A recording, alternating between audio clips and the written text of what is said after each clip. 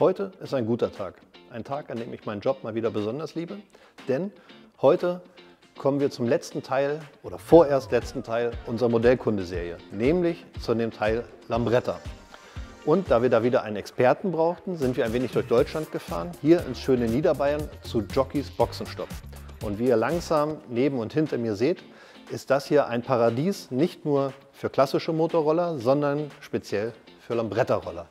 Und da ich selber noch nie hier war und dieser Laden mich sehr interessiert, freut es mich besonders, dass wir euch hier heute die Lambretta vorstellen können. So, und hier ist er nun unser heutiger Experte und Inhaber von Jockeys Boxenstopp, nämlich natürlich Jockey. Einen dicken Applaus bitte. Die Lambretta-Fahrer dieser Welt, sie kennen dich bereits, aber wir wollen natürlich viele Zuschauer für die Lambretta gewinnen, Neulinge, die auch eine Lambretta kaufen, und deswegen wäre es nett, wenn du dich kurz vorstellen könntest. Ja, ich bin der Jockey und wie gesagt, Jesko hat es schon erwähnt, ein paar Leute kennen mich, jetzt vor allem Lambretta-Fahrer, weil ich das Thema halt schon relativ lange mache. Angefangen hat es rollertechnisch 1986, da habe ich meine erste Vespa gekauft. Und ja, das Design von der Lambretta hat mich schon irgendwie angezogen und 1989 wurde dann die erste Lambretta. Zwangsläufig musste ich dran schrauben und habe da Gefallen gefunden und so hat sich das im Endeffekt weiterentwickelt. Und wann bist du dann auf die Idee gekommen, dass du dich vielleicht davon ernähren könntest, beziehungsweise dass du dich damit selbstständig machst? Also die Idee gab es schon ziemlich lang. In die Tat umgesetzt habe ich es dann 1996. Wie ihr seht, wir sitzen bereits auf Lambretten, verschiedene Baureihen, ähnlich wie bei Vespa, und genau die wollen wir euch jetzt vorstellen.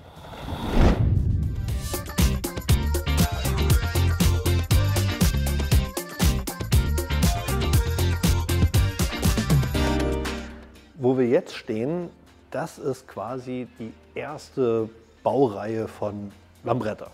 Also nicht das erste Modell, sondern eher ein späteres Modell aus der ersten Baureihe. Aber so ging das Ganze mal los.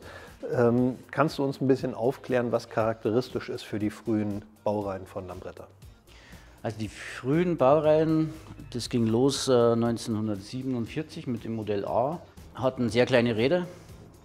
Anfangs 7 Zoll, dann 8 Zoll und waren im Großteil offen. Also die hatten auch nur ein Beinschild bis hierhin. Und hinten, der ganze Bereich, da gab es keine Seitenhaben, es war alles offen. Und charakteristisch vom Motor, von der Technik her, ist eigentlich der Kardanantrieb, gekapselt. Und eine aufwendige Technik dann auch. Ne? Sehr, sehr aufwendig, ja, ja. Also im Endeffekt für einen Mechaniker ein ziemlicher Horror.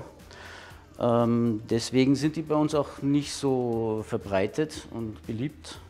Aber grundsätzlich sind es natürlich super schöne Fahrzeuge und auch selten. Also gerade diese späte Form der Lambretta oder der frühen Baureihen hat eine recht schöne Seitenansicht. Das ist aber auch relativ charakteristisch als Unterschied zu späteren Modellen.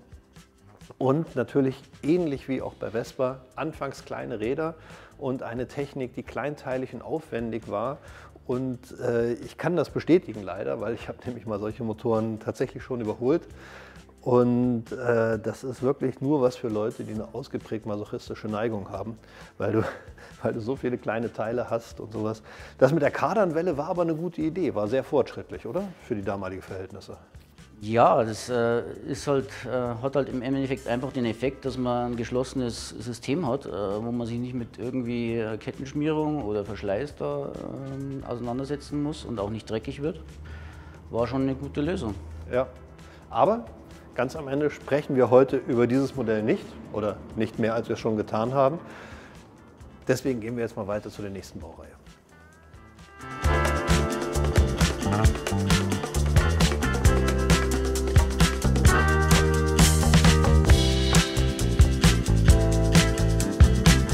Und der Nachfolger dieser frühen Kader-Modelle war eigentlich ja, die Baureihen, die wir hier sehen, aber damit befassen wir uns später, denn erstmal stellen wir nochmal die kleinen Lambretta-Modelle vor.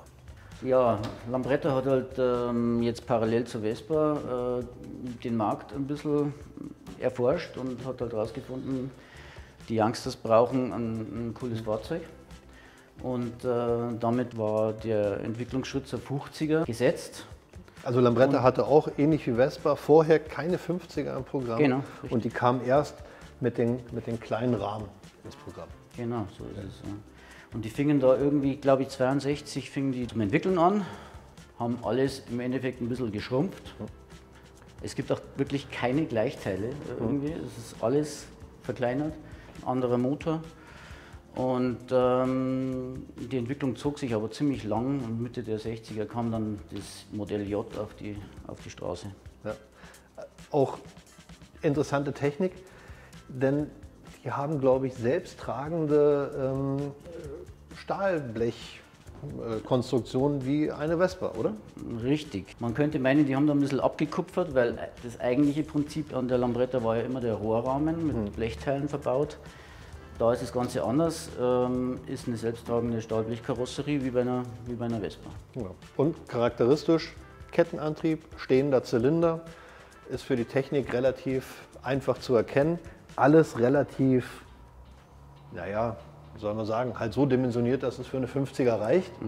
Und was ich aber noch sehr charakteristisch finde an den Dingern ist, dass sie dann irgendwann ja, so ein bisschen, wie soll ich sagen, durchgedreht oder so sind und haben dann halt sowas gebaut.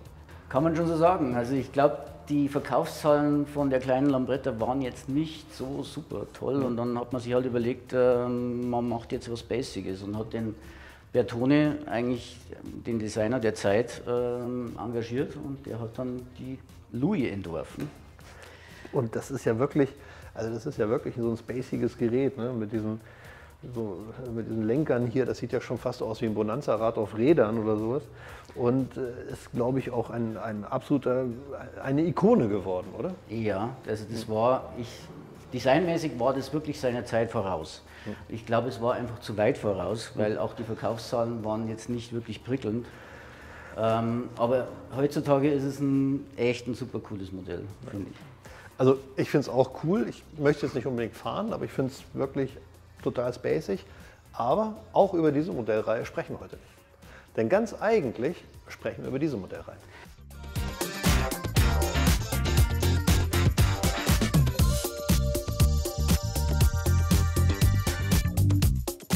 So, und jetzt stehen wir hier vor zwei Vertretern der Baureihe LI1 bis 3-DLGP, oder wie würdest du diese Baureihe am besten nennen?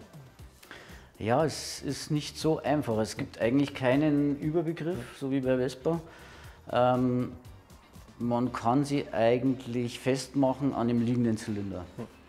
Das ist bei allen Modellen gleich, ab der TV bis rauf zur DL.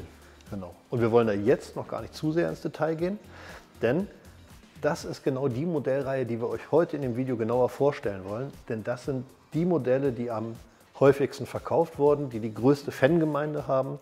Da gibt es das meiste Zubehör, die größte Tuning-Szene.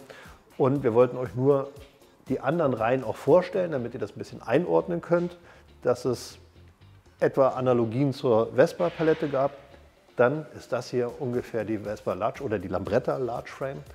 Und das bauen wir jetzt noch mal ein bisschen genauer auf und dann stellen wir euch das vor.